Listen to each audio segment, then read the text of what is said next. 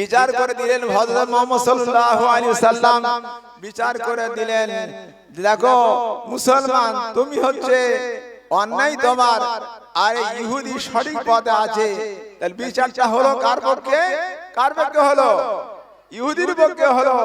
হযরত মুহাম্মদ সাল্লাল্লাহু আলাইহি ওয়াসাল্লাম সঠিক বিচার কোরআন থেকে বিচার করে দিলেন, সঠিক বিচার করে দিলেন। তখন সেই মুসলমান তখন বলছেন, চলো ইহুদি, এই মুহাম্মাদের বিচার পছন্দ হয়নি, চলো আমাদের একজন সাহাবী আছে যে খুব কড়া মানুষ আছে, যার নাম হলো ওমর, ওই ওমরের কাছে বিচারটা নিয়ে যাই, চলো। ওমরের কাছে বিচার নিয়ে গেল, যাওয়ার পর বলছেন, হে ওমর, এই যে বিচারটা আমাদের করে দিন, এই ইহুদির সঙ্গে আমার সঙ্গে যে ঝগড়া বিবাদ হয়েছে, এই বিবাদটা বিচার আপনি করে দেন। তো বললেন, কেন? মুহাম্মদ সাল্লাল্লাহু আলাইহি সাল্লাম আল্লাহর হাবিব তো আছে, ওর বিচার ওর কাছে জানলে? বলে, হ্যাঁ গিয়েছিলাম, কিন্তু আমার পক্ষে বিচারটা হলো না, ওই অমুসলিম ইহুদির পক্ষে বিচারটা করে দিলেন। বললেন যে ওই ইহুদি সঠিক পথে আছে বলে দিলেন, আমার মুহাম্মাদের বিচার পছন্দ হয়নি। হযরত ওমর রাদিয়াল্লাহু আনহু বললেন, হযরত মুহাম্মাদের বিচার যখন পছন্দ যখন হয়নি, এই আমার এখানে দলিলে বসো, বসার পরে বিচারটা করে দিচ্ছি আমি, বসো। এবার তলোয়ার নিয়ে এলো, তলোয়ার নিয়ে আসার পরে বলছে, যার মুহাম্মাদের বিচার পছন্দ হয় না, আমার বিচারে তার কতল করা। বলে সঙ্গে সঙ্গে গলা দিয়ে দিল, দুটুর করে দিল। করে দেওয়ার পরে এবার হইচই বেঁধে গেল, সারা মদিনা হইচই বেঁধে গেল। হযরত ওমর একজন মুসলমানের গর্দানটা দুটুকরো করে দিয়েছে। হযরত মুহাম্মদ সাল্লাল্লাহু আলাইহি সাল্লামের কাছে যাওয়ার পরে হযরত মুহাম্মদ সাল্লাল্লাহু আলাইহি সাল্লামকে পুলিশকে বলে দিলেন, যাও নিয়ে যাও, নিয়ে এসো, হযরত ওমরকে ধরে নিয়ে এসো, আমার কাছে নিয়ে এসো, একজন মুসলমানকে হত্যা করেছে, নিয়ে এসো। আল পবিত্র কোরআন শরীফের মধ্যে নাফস বিন নাফস, নাফসের বদলে নাফসের কতল করতে হবে। ধরে আনা হলো, আনার পর তখন বলছে, হে ওমর, তুমি কতল করলে কেন বলো দেখি? বললেন, দেখো আপনার বিচার পছন্দ হয়নি, সেই জন্য আমার বিচারে কতল করা। আল্লাহ তাআলা পবিত্র কোরআন শরীফ হযরত জিবরাইল আলাইহিস সালাম অবতীর্ণ করলেন জিবরাইল তরফ থেকে। আল্লাহ বলছেন, হে মুহাম্মদ সাল্লাল্লাহু আলাইহি সাল্লাম, যিনি হযরত ওমর কতল করেছে ও মুসলমান নয়, ও ছিল মুনাফিক ছিল, ও কতল করাটা ঠিক হয়েছে, বলুন সুবহানাল্লাহ। তখন সেই ইহুদি তখন মুসলমান হয়ে গেল, বলুন সুবহানাল্লাহ। সেই জন্য আমাদের মধ্যে আখলাক চরিত্র একেবারে আমাদের মধ্যে কমে গেছে। সেই জন্য আমাদের মধ্যে আসতে হবে, সময় সংক্ষেপ। সেই জন্য আমি দু একটা কথা বলেই আমি দোয়া করে দেব।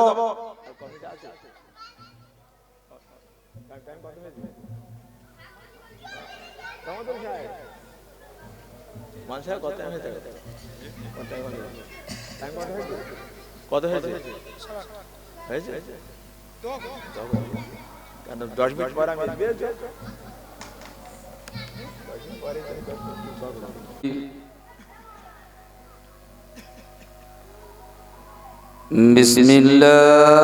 বিসমিল্লাহির রহমানির রহিম।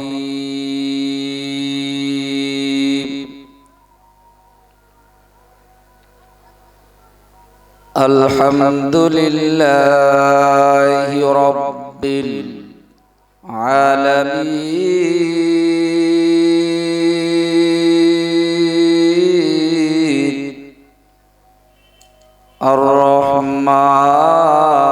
আর-রহমানির রহিম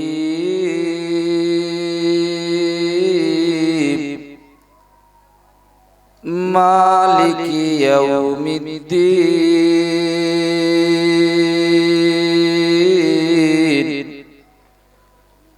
ইয়্যাকা না'বুদু ওয়া ইয়্যাকা নাস্তাঈন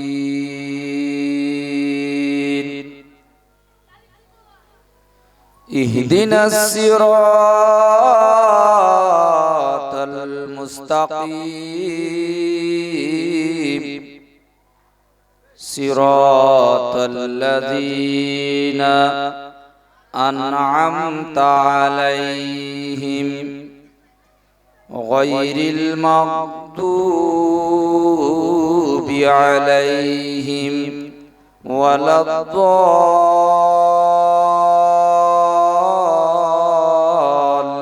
الضالين آمين صدق الله العظيم اللهم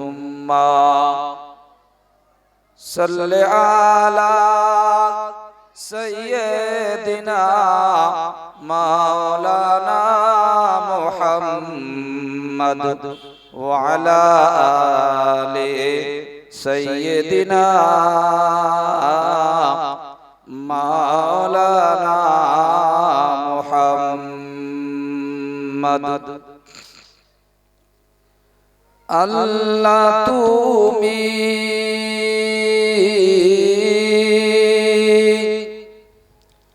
আল্লাহ তুমি দয়ার সাগর করুণার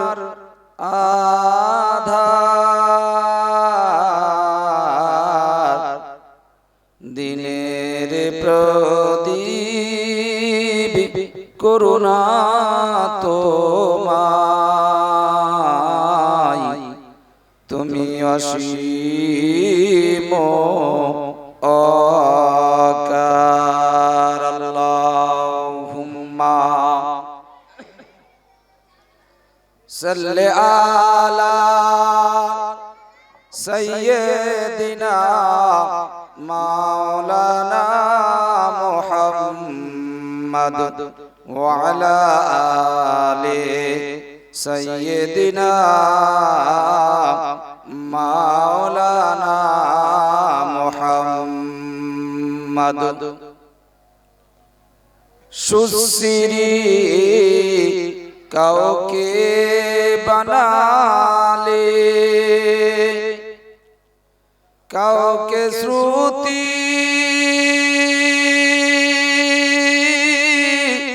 মধুর দিলে সুশ্রী কাউকে বানালে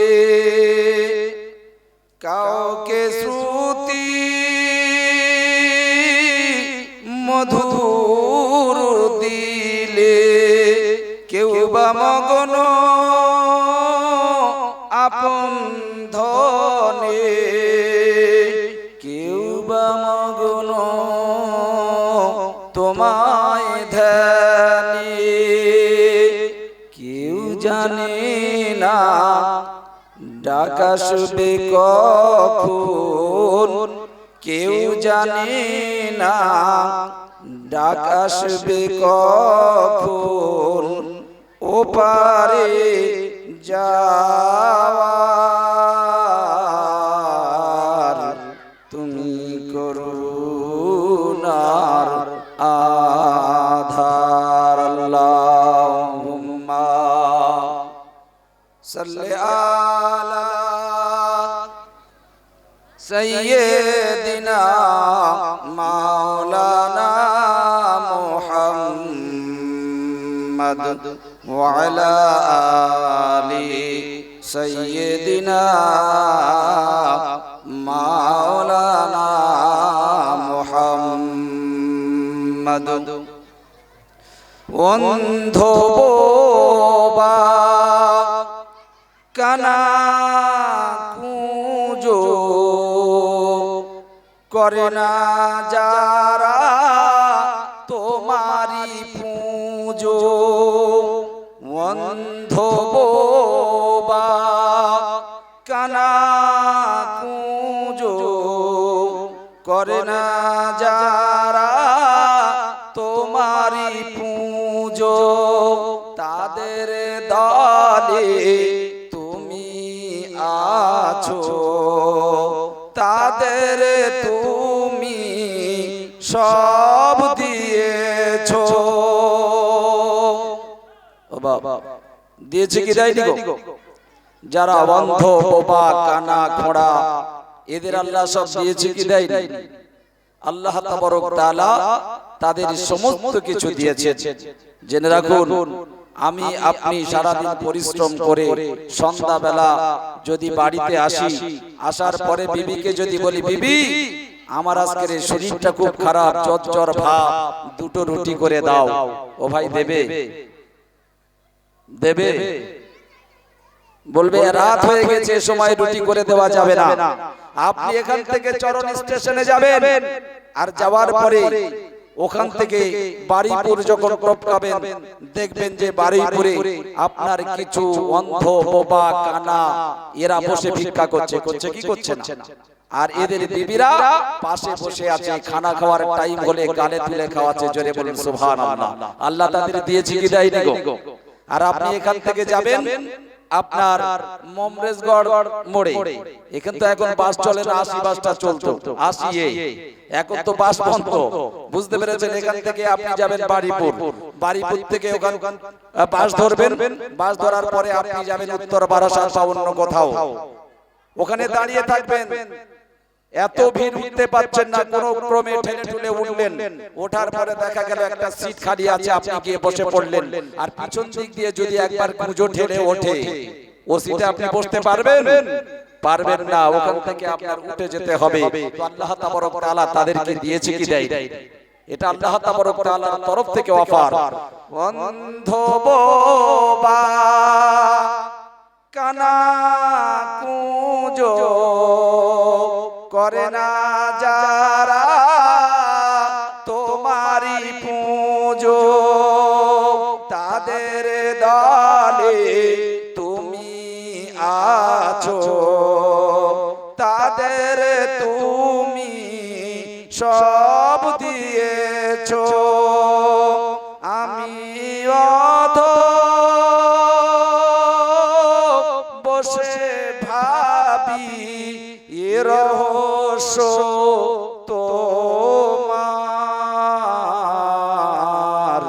তুমি করুণার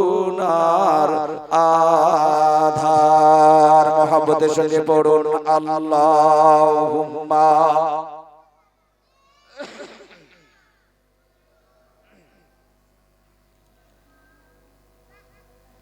وعلى آل سيدنا مولانا محمد. الحمد لله نحمده ونستعينه ونستغفره ونؤمن به ونتوكل عليه، ونعوذ بالله من شرور أنفسنا ومن سيئات أعمالنا. من يهده الله به فلا مضل له، ومن يضلله فلا هادي له. ونشهد أن لا إله إلا الله، ونشهد أن محمدا عبده ورسوله، أرسله بالحق بشيرا ونذيرا، وداعيا إلى الله بإذنه وسراجا منيرا. أما بعد، أعوذ بالله من الشيطان الرجيم. بسم الله الرحمن الرحيم. مثل الذين ينفقون أموالهم في سبيل الله كمثل حبة أنبتت 7 سنابل في كل سنبلة 100 মিয়াতু হাব্বা ওয়াল্লাহু ইউযাইফু লিমান ইয়াশা ওয়াল্লাহু ওয়াসিউন আলীম। وقال الله تعالى بسم الله الرحمن الرحيم إنا نحن نزلنا الذكر وإنا له لحافظون. وقال النبي صلى الله عليه وسلم خيركم من تعلم القرآن وعلمه. وقال النبي صلى الله عليه وسلم كن عالما أو متعلما أو محبا أو مستمعا ولا تكونوا الخبيثا. إن الله وملائكته يصلون على النبي يا أيها الذين آمنوا صلوا عليه وسلموا تسليما. درود إبراهيم اللهم صل على محمد وعلى آل محمد كما صليت على إبراهيم وعلى آل إبراهيم إنك حميد مجيد. اللهم بارك على محمد وعلى آل محمد كما باركت على إبراهيم وعلى آل إبراهيم إنك حميد مجيد. আলহামদুলিল্লাহ, সমস্ত প্রশংসা, গুণগান, গুণকীর্তন, আরাধনা, উপাসনা, রচনা, ভজনা, সাধনা সে মহান প্রভু করুণাময় আল্লাহ তাবারক তাআলা, যে আল্লাহ তাবারক তাআলা জমিনে, আসমানে, পাহাড়ে, পর্বতে, নদীতে, নালাতে, মাঠে, জঙ্গলে, জলে, স্থলে, অতীতে, বর্তমানে, ভবিষ্যতে ছিলেন, আছেন, থাকবেন, সেই আল্লাহ তাবারক তাআলার হামদ ও প্রশংসা উদযাপিত করার জন্য আমি আপনি আমার আপনার অন্তরের অন্তরস্থল থেকে সকলে শুকরিয়া তান জোরে বলি আলহামদুলিল্লাহ। আরেকটু মহব্বতের সঙ্গে বলা যাবে না আলহামদুলিল্লাহ, আরেকটু 440 ভোল্টেজ দিয়ে বলা যাবে না আলহামদুলিল্লাহ।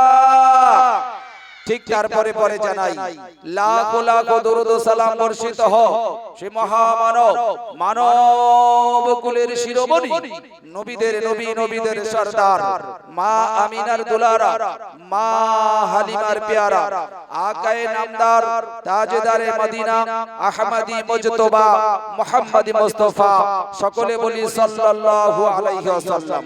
তার শানে লাখো লাখো শান্তির ধারা বর্ষিত হোক, সকলে বলুন আল্লাহুম্মা আমিন। তারপরে জানাই আজকের আমার সম্মানিত দাওয়াতে সাহেব, আজকের এই জলসার যিনি কর্ণধর, আমার শ্রদ্ধাভাজন ভাই জনাব হযরত মাওলানা রহমাতুল্লাহ সাহেব, এবং আমি সর্বোপরি শ্রদ্ধা জ্ঞাপন করি আজকের এই সভার যিনি সম্মানিত, নির্বাচিত, নির্ধারিত সভাপতি সাহেব এবং আমার মাথার মুকুট সম্মানিত ওলামায়ে কেরাম এবং মুফতিয়ানে আযম এবং দূর দূরান্ত থেকে আগত আমার বয়স্ক, সমবয়স্ক, বয়স্কনিষ্ঠ যারা এসেছেন, আসছেন, আসবেন, সেই সকল জ্ঞানী গুণী, বুদ্ধিজীবী, দিন দরদি, জলসা প্রেমিক বাপেরা ও ভাইরা এবং আমার স্নেহের ছোট ছোট ভাই ও বোনেরা এবং আমার পর্দা নাসিনা গর্ভধারিণী মা ও ভগ্নীগণেরা, জাতি, ধর্ম, বর্ণ, দল, মত, শ্রেণী, গোষ্ঠী,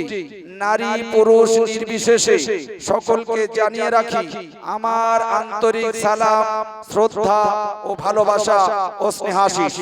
ভাই আল্লাহ তাবারক তাআলার অশেষ মেহেরবানি যে আল্লাহ তাবারক তাআলা আমার আপনার মতো নগণ্য জঘন্য বান্দাদেরকে দুনিয়ার অন্যান্য কাজ থেকে ফারাক করে এমন একটা পুত পবিত্র মজমায় বসার তৌফিক এনায়েত করেছেন, যে মজমাটা হলো গোটা পৃথিবীর যতগুলি মজমা আছে সমস্ত মজমার থেকেও উত্তম। সেই মজমায় বসিয়ে তানার এবং তানার হাবিব সম্পর্কীয় গুরুত্বপূর্ণ কিছু কথা আলাপ আলোচনা করা, বলা ও শোনার তৌফিক এনায়েত করেছেন। সেজন্য মুক্ত কণ্ঠে কৃতজ্ঞতা স্বীকার করে আরো একবার জোরে বলি আলহামদুলিল্লাহ। আরেকটু মহব্বতের সঙ্গে বলা যাবে না আলহামদুলিল্লাহ? আচ্ছা ভাই, আপনারা যারা এসেছেন প্রত্যেকেই জ্ঞানী গুণী বুদ্ধিজীবী মানুষ, আপনারা বলেন এই মজমাতে আসতে পেরে খুশি না বেজার? খুশি কম না বেশি? বেশি আলহামদুলিল্লাহ।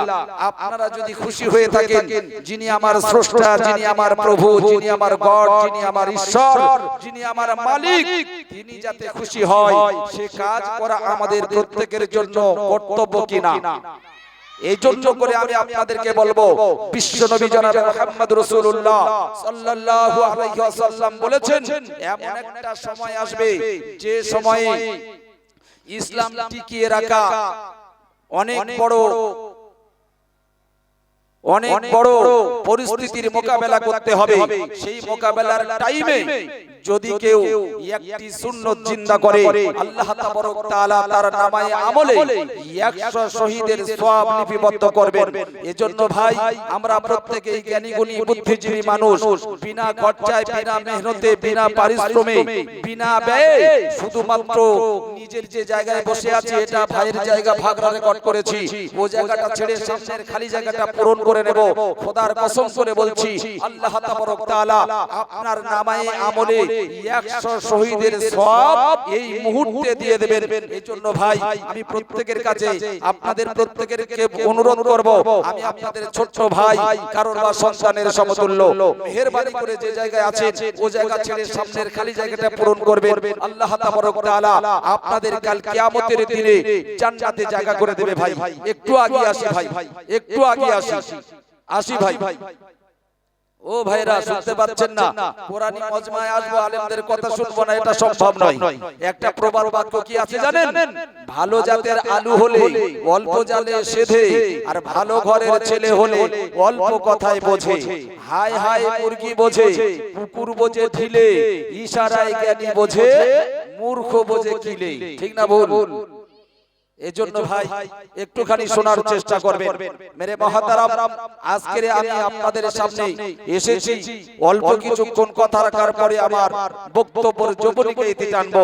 সেহেতু আমি আজকে বিশেষ করে এই পুনপুয়া এলাকার প্রত্যেকটি বাপ ও ভাই আপনাদের কাছে অনুরোধ করব, মা ও বোনদের কাছে অনুরোধ করবে যে আপনারা এই মূল্যবান সময়টা নষ্ট না করে আপনারা প্রত্যেকে এই মজমাতে চলে আসুন। তার কারণ অনেক রাত অনেক জায়গায় কাটিয়েছেন, গাজনের আড্ডায় কাটিয়েছেন, তাসের আড্ডায় কাটিয়েছেন, যাত্রার আড্ডায় কাটিয়েছেন, ফাংশনের আড্ডায় কাটিয়েছেন, কি বিভিন্ন রাত বিভিন্ন জায়গায় কাটিয়েছেন। এই মজমাতে এমন কোন ব্যক্তি ভাই আছেন যে বলতে পারবেন যে হুজুর ওটা আমার নাজাতের রাত? পারবেন? কেউ পারবেন না। কিন্তু আমি আল্লাহ তাবারক তাআলার কসম খেয়ে বলতে পারি যে এই রাতটা অল্প সময়ের জন্য, কোরআনের জন্য, ইসলামের জন্য, মাদ্রাসার জন্য, দ্বীনের জন্য যতটুকু সময় ব্যয় করবেন, এই সময়টুকু যদি আমার আল্লাহ তাবারক তাআলার কাছে কবুল হয়ে যায়, আমি কসম খোদার বলতে পারি যে আল্লাহ তাবারক তাআলা এই সময়ের ওসিলায় করে আপনার বডিটা জাহান্নাম থেকে বাঁচিয়ে জান্নাতের ফয়সালা করে দিতে পারেন। পারেন কি পারেন না? সেজন্য করে আমি আপনাদের ছোট ভাই, কারোর বা সন্তানের সমতুল্য, আমি আপনাদের হাত জোড় করে অনুরোধ করব, এই মূল্যবান সময়টা নষ্ট না করে প্রত্যেকে এই মজমাতে এসে বসে যায়। আর যে সমস্ত নওজোয়ান ভাইরা দোকান কাছারিতে ঘুরছেন, ওই ফুসকা দোকানে গিয়ে ফুসকিদের সঙ্গে ফসফমি করছেন, আমি আপনাদের কাছে অনুরোধ করব, আপনারা ওখান থেকে চলে আসুন, এই কোরআনের মজমার গুরুত্ব দেন, কোরআনের গুরুত্ব দেন, এই মজমাটা ভরিয়ে দেন। যে সমস্ত ভলান্টিয়ার ভাইরা আছেন, আপনাদের কাছে অনুরোধ করব, আপনারা ওই সমস্ত ভাইদেরকে ওখান থেকে সরিয়ে দিয়ে মজমায় বসার মতো সুযোগ তৈরি করে দেন। ও ভাই, আল্লাহ তাবারক তাআলা আমাদের যে দৌলত দিয়েছেন, এই দৌলতটা আমাদের কাছে ছোট না বড়? আমরা যদি সংরক্ষণ না করি তাহলে আমাদের বিপদ আসবে কি আসবে না? আসবে। আর সেই বিপদের সম্মুখীন আমরা হয়েছি কি হয়নি গো? বিপদের সম্মুখীন আমরা প্রত্যেকে হয়েছি। আজকে বুঝে আসবে না, দুদিন পরে বুঝে আসবে। বুঝতে পারছেন? দুদিন পরে বুঝে আসবে। এজন্য ভাই আল্লাহ তাবারক তাআলা আমাদের 6টা জিনিস দিয়েছেন, ভালো করে খেয়াল করবেন। 6টা জিনিস দিয়েছেন আল্লাহ রাব্বুল আলামিন। এক নম্বর হলো আল্লাহ তাবারক তাআলা মুসলমানের ঘরে জন্মগ্রহণ করিয়েছেন। নাম্বার 2, আল্লাহ তাবারক তাআলা তানার মনোনীত বান্দা করেছেন। নাম্বার 3, আল্লাহ তাবারক তাআলা বিশ্ব নবী জনাবে মুহাম্মদ রাসূলুল্লাহ সাল্লাল্লাহু আলাইহি ওয়াসাল্লামের উম্মত করেছেন। নাম্বার 4, আল্লাহ তাবারক তাআলা আমাদেরকে এমন একটা দৌলত দিয়েছেন যে দৌলতের নাম হলো ঈমান। পৃথিবীর বুক থেকে যারা পরিমাণ ঈমান যদি কেউ নিয়ে যেতে পারে তাহলে আখিরাতে আল্লাহ তাবারক তাআলা এই দুনিয়ার মতো 10টা দুনিয়া তাকে দান করবেন। জোরে বলুন সুবহানাল্লাহ। আর 5 নম্বর হলো আল্লাহ তাবারক তাআলা পৃথিবীর বুকে এমন একটা গাইড বুক পাঠিয়েছেন। বুঝে আসছে? এমন একটা গাইড বুক পাঠিয়েছেন। পৃথিবীর বুকে অনেকগুলো ধর্মগ্রন্থ আছে, আছে কি নেই? বেদ, বাইবেল, মহাভারত, গীতা, পুরাণ, কল্কি পুরাণ, রামায়ণ, শামসারা, অথর্ববেদ, চতুর্বেদ, এই সমস্ত ধর্মগ্রন্থগুলো আছে। কিন্তু আল্লাহ তাবারক তাআলার ঐশিক বাণী আল কোরআন আমাদের পথ প্রদর্শক হিসাবে, গাইড বুক হিসাবে আল্লাহ তাবারক তাআলা তানার সুমিশ্রিত বাণী কালামুল্লাহ শরীফ দিয়েছেন। জোরে বলুন সুবহানাল্লাহ। আর 6ম নম্বর আল্লাহ তাবারক তাআলা আমাদেরকে জাহান্নামের আগুন তো দূরের কথা, দুনিয়ার যে বড় আগুন ওই আগুন থেকে বাঁচিয়ে নিয়েছেন। আর আখিরাতে জাহান্নামের আগুন থেকে বাঁচিয়ে নেওয়ার মতো প্রতিশ্রুতি দিয়েছেন। একবার জোরে বলুন সুবহানাল্লাহ। ও ভাই, দিয়েছেন কি দেয়নি গো? আমরা দুনিয়াতে যখন মৃত্যুবরণ করি আমাদেরকে কাঠের আগুনে জ্বালানো হয়, হয় না? কিন্তু অন্য জাতির জ্বালানো হয়। আল্লাহ তাবারক তাআলা দুনিয়ার আগুন থেকে আমাদেরকে বাঁচিয়ে নিয়েছেন।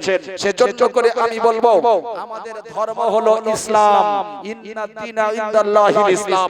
আল্লাহ তাবারক তাআলার কাছে পৃথিবীর বুকে যতগুলো ধর্ম আছে কোন ধর্মটাই ধর্মই নয়। কোন ধর্মটা ধর্মই নয়। আল্লাহ তাবারক তাআলার কাছে একটাই মাত্র ধর্ম, যার নাম হলো ইসলাম। জোরে বলুন সুবহানাল্লাহ। আমার বাবেরা ভাইরা, সেই ইসলাম ধর্মের মানুষ হওয়ার পরেও আমরা যদি তা সংরক্ষণ না করি তাহলে আমাদের বিপদের কাঠগড়ায় দাঁড়াতে হবে কি হবে না? এজন্য করে ইসলামের একটা সিস্টেম আছে, থিওরিটি। এই থিওরিটিকে যদি ফলো করা যায় তাহলে কিন্তু আমরা বাঁচতে পারবো, নচেত আমরা বাঁচতে পারবো না। অন্যান্য ধর্মের থিওরিটি নেই, আমাদের ইসলাম ধর্মের থিওরিটি আছে, আছে কি নেই? থিওরিটি কি? এর আগে যতগুলো ধর্ম, যতগুলো নবী কিংবা রাসূল এসেছে, যে সমস্ত পুস্তকগুলো এসেছিল আল্লাহ তাবারক তাআলার তরফ থেকে, সে কথা আমি বাদ দিলাম। তাওরাত, জবুর, ইনজিল সমস্ত কিতাবকে আমি বাদ দিলাম। তার কারণ ওর মধ্যে আপনার কি পুশ করা যেত, কিন্তু এমন একটা ঐশিক বাণী আল কোরআন দিয়েছেন যার মধ্যে পুশ করার কোনো ক্ষমতা নাই। এজন্য করে আল্লাহ তাবারক তাআলা ঘোষণা করেছেন, আল ইয়াউমা আকমালতু লাকুম দীনাকুম ওয়া আকমালতু আলাইকুম নি'মাতি ওয়া রাদিতু লাকুমুল ইসলাম দীনা। কি ভাই বলেছে কি বলেন? আল্লাহ রাব্বুল আলামিন বলেন, হে নবী তুমি জেনে রেখে দাও, শুনে রেখে দাও, এতদিন পর্যন্ত তাওরাত, জবুর, ইনজিল যে সমস্ত পুস্তকগুলো এসেছিল ওই সমস্ত পুস্তকগুলোর মধ্যে পুশ করতে পেরেছে, ঢোকাতে পেরেছে, কম বেশি করতে পেরেছে, এদিক ওদিক করতে পেরেছে, ছাঁট করতে পেরেছে, সমস্ত কিছু করতে পেরেছে, কাটিং করতে পেরেছে। কিন্তু আজ থেকে আমি ইসলামটাকে কমপ্লিট করে দিলাম। জোরে বলুন সুবহানাল্লাহ। এর মধ্যে পরিবর্তন করতে পারবে না, জের জবরদস্ত সাকিন কিছু এদিক ওদিক করতে পারবে না, উল্টো পাল্টা করতে পারবে না। আজকের থেকে আমি আল্লাহ ইসলামটা কমপ্লিট করে দিলাম। ইসলাম যদি কমপ্লিট হলো, হাইকোর্টে কেন মামলা হলো? হলো কি হলো না? রেজভি সাহেব বলল না 26টা আয়াত বাদ দিতে হবে। 26টা আয়াতের পরিবর্তে মামলা করা হলো, কিন্তু আল্লাহ রাব্বুল আলামিন বললেন না না না, পৃথিবীর কোন মায়ের লালের ক্ষমতা নাই। ওই 26টা কেন? আল্লাহ রাব্বুল আলামিন বললেন ফাতু বিসূরাতিম মিন মিসলিহি। কার কত সাধ্য আছে কোরআনের ছোট্ট একটা আয়াতের মতো আয়াত তৈরি করে দেখিয়ে দাও। ছোট্ট একটা আয়াতের মতো আয়াত তৈরি করে দেখিয়ে দাও, কিন্তু আজ পর্যন্ত তাদের সম্ভব হলো না। 26টা আয়াত তো দূরের কথা, পৃথিবীর বুকে কোন মায়ের লাল যদি থাকে, কোরআনের একটা ছোট্ট আয়াতের মতো আয়াত তৈরি করো, আজও পর্যন্ত নয়, বরং কিয়ামত পর্যন্ত যত মায়ের লাল পৃথিবীতে আসবে কারোর পক্ষে কোরআনের একটা ছোট্ট আয়াতের মতো আয়াত তৈরি করা সম্ভব হবে না। এর নাম হলো কোরআন। ভাই আমরা জানি না তাই, কিন্তু আমাদের আজকের সাম্প্রদায়িকতা তৈরি করছে কিছু মানুষ, বলছে কোরআন এমন একটা ধর্মগ্রন্থ যে কোরআনটা আমাদের মধ্যে বিচ্ছেদ তৈরি করে। না, কোরআন বিচ্ছেদ তৈরি করে না, কোরআন সাম্প্রদায়িকতা তৈরি করে না, সম্প্রীতি তৈরি করে। তার প্রমাণ কোরআন পাকের মধ্যে আল্লাহ রাব্বুল আলামিন নিজেই দিয়েছেন। লাকুম দীনুকুম ওয়ালিয়া দীন, ছোট্ট আয়াত আল্লাহ তাবারক ওয়া তাআলা দিয়েছেন, কিন্তু এর ব্যর্থদের ব্যাখ্যা করতে গেলে ঘন্টার পর ঘন্টা যদি চলে যায় তবু আপনি শেষ করতে পারবেন না। আমাদের মধ্যে কিছু মানুষ আছে তারা মনে মনে করে যে আমাদের মধ্যে বিচ্ছেদ তৈরি করার জন্য কিছু মোল্লা মৌলবি টুপিওয়ালা দাড়িওয়ালা এরা আছে, এরা সাম্প্রদায়িক শিক্ষা দেয়। মাদ্রাসা মসজিদগুলো আরএসএস এর গুপ্ত ঘাঁটি, মাদ্রাসা মসজিদের মধ্যে জঙ্গি তৈরি করা হয়, বলে কি বলে না?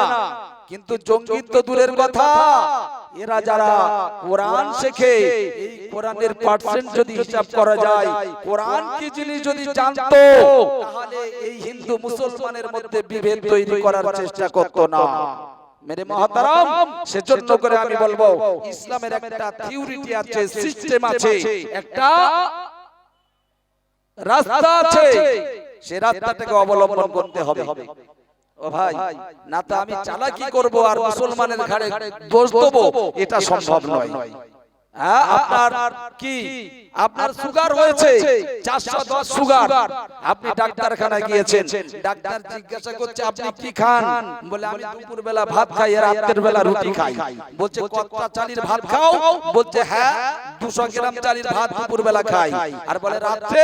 বলে রুটি খাই। বলে কটা খাও? বলছে হ্যাঁ 8-10টা রুটি খাই। বুঝতে পারছেন? 8-10টা রুটি খাই। তখন ডাক্তার সাহেব বলছে ওই 8-10টা রুটি খেলে হবে না, দুটো রুটি খাবে। দুটো, কটা বললাম? দুটো রুটি খাবে, বেশি খাবে না। এখন বাড়িতে এসেছে ডাক্তারের থিওরিটি মানার জন্য, এসে জিজ্ঞাসা করছে বিবি, বলছে কি? বলছে তুমি রুটি করো কতটা আটা ছানো? বলছে 1 কেজি। বলছে ওই 1 কেজি আটা ছানা দুটো রুটি করবে। বুঝতে পারছেন?